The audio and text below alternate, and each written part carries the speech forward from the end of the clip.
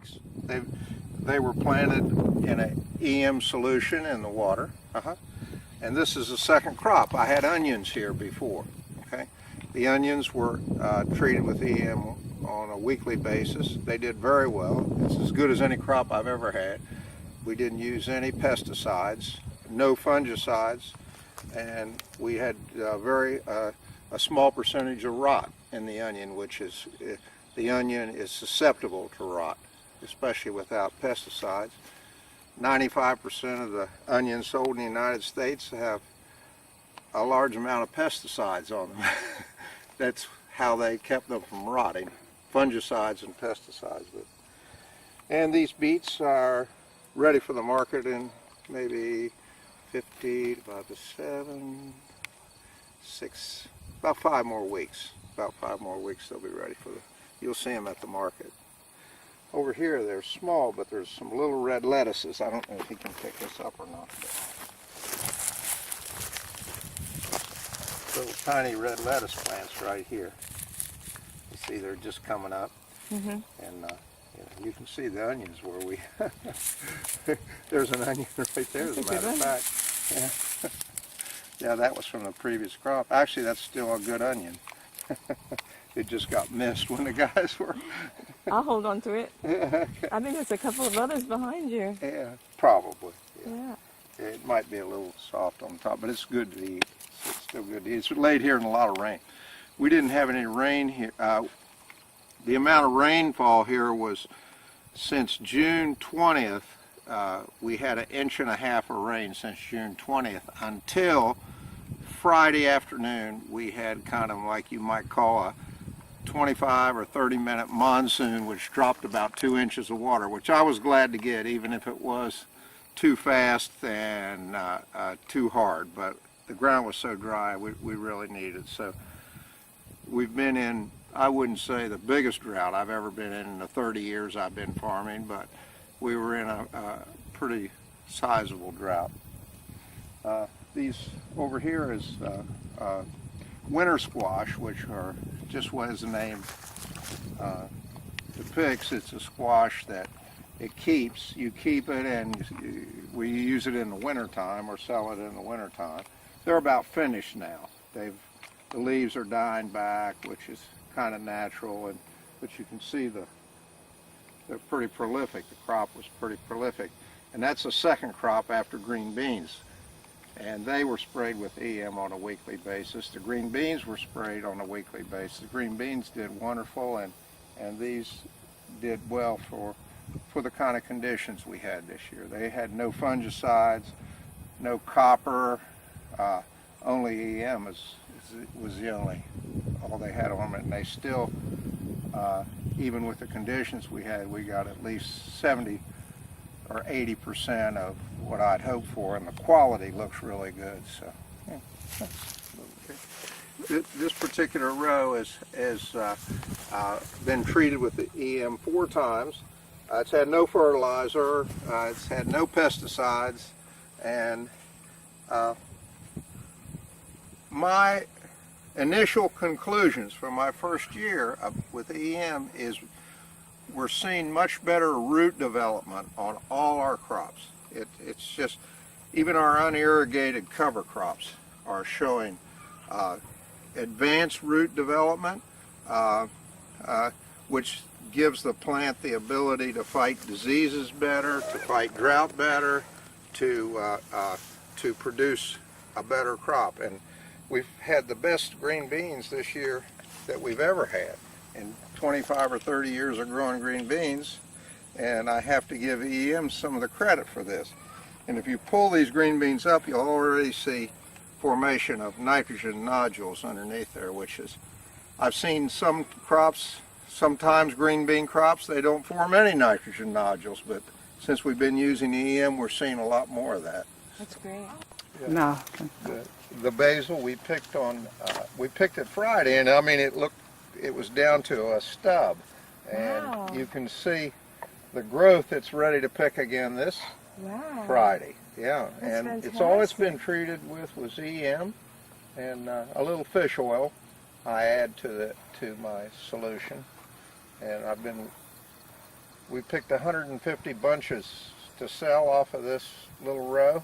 It's only 60 feet long, and this week it appears we're going to pick that many again. That's fantastic. Yeah, and Looks it's healthy. very aromatic because it's fresh and it hasn't started to yellow yet, so it really draws the customers at the market. Beautiful. We're really tickled with that, because this is not particularly a basil year. It's been so hot and dry. In now, okay? But we have been picking these squash for over a month. And the length of the stalk shows that. Between each one of these leaves, you'll see where there's something cut where a squash has been cut. Okay. And here's tomorrow's squash. They've had no fungicide. They've really only had fish oil besides their EM. They've had EM under the plastic with the drip irrigation, and they've had EM on the leaf.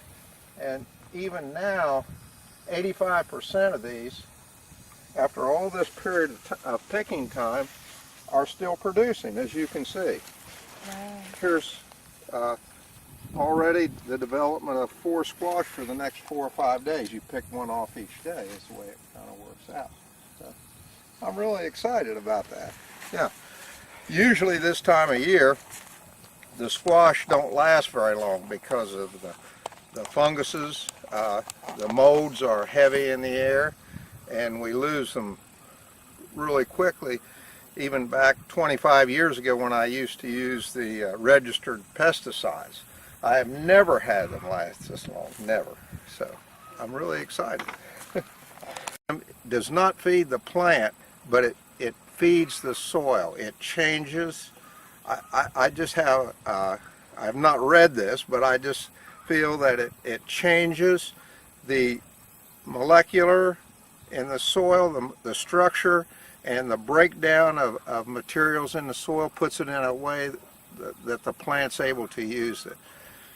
Example, calcium. I think a lot of calcium, you can get a soil test back, it says your soil is good for calcium, but a lot of it's in a form that the plant really can't use. And I'm seeing EM just making calcium available. I can tell by the looks of the plants. If somebody wants to run a test on them, they can. I just, through 30 years, I can tell,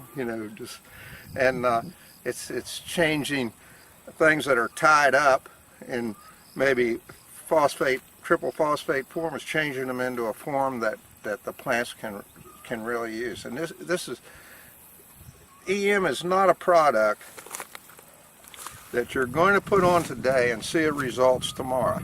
After about a week or so, you're going to start to see things that you're going to be surprised about, but you'll say, well, maybe it's something else. Well, maybe it's something else. But after going through a season, you're going to see very, very positive things that you have never seen before on good growing seasons or bad growing seasons. I want to show you some soybeans over here which were not fertilized. There's no chicken manure on them. There's nothing but EM been put on them, and they're a cover crop, so they're planted very, very thick, more than a soybean grower would grow. But I think this is something that might interest people in the field crop type of business, because it's just very impressive to me. These soybeans had 1.25 inches of rain for the first 3 months, first 2.5 months of their growth period, and the soil was powder when we planted it. So I think, and like I say, it's only had EM treatment on a weekly basis. That's all that's been done to it. So what have you noticed about it? I'm sorry? What was surprising about it?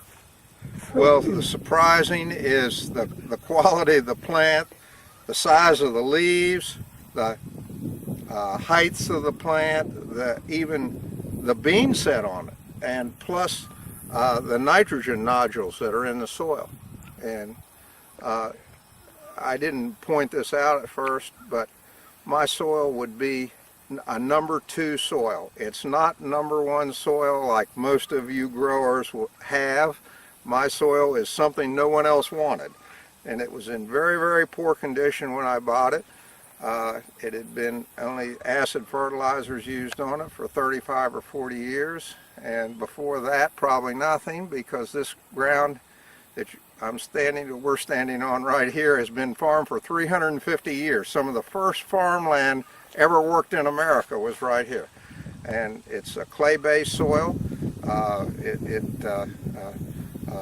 It's not a heavy clay, but it's a kind of a little bit of sand in it, but underneath it's only 6 or 8 inches deep. Underneath it's not a hard pan like a plow pan, but what's they term a fragipan, which is actually a natural hard clay formation, which was this land